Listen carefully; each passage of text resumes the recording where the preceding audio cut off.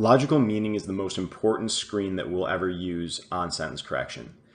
I don't often use it as a first screen because I feel like it's not always as black and white as some of the other screens we're going to talk about in other videos.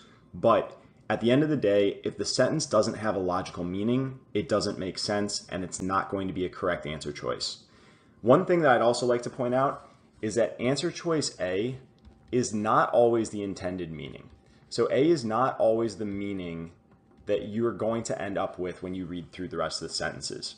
You can switch it up by changing words around, and it's very rare for it to change, but you just need to know that it's an option.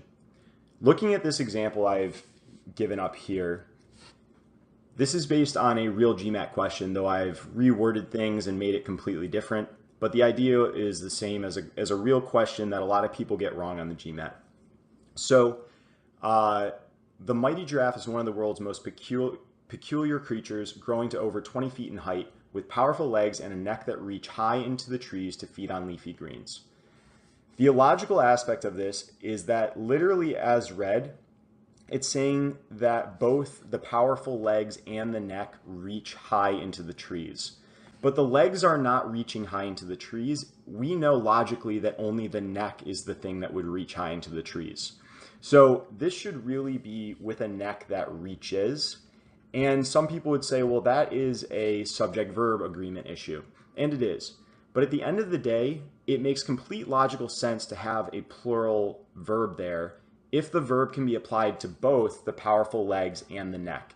Because whenever we have an and, we use a plural verb to describe the two things that are being quote-unquote anded together. But here it's illogical.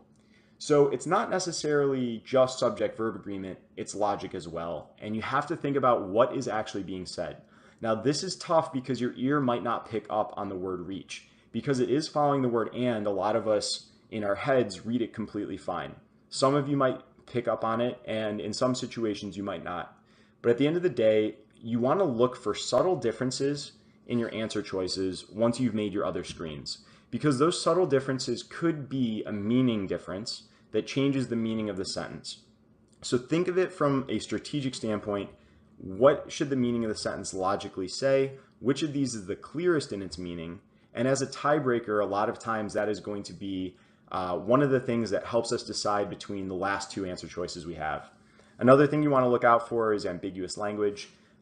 Be careful when there's pronouns being tossed around, because a lot of times pronouns will inherently have ambiguity, because if you say it, but you had two plural nouns before that word, you don't always know exactly which word that is meant to refer to.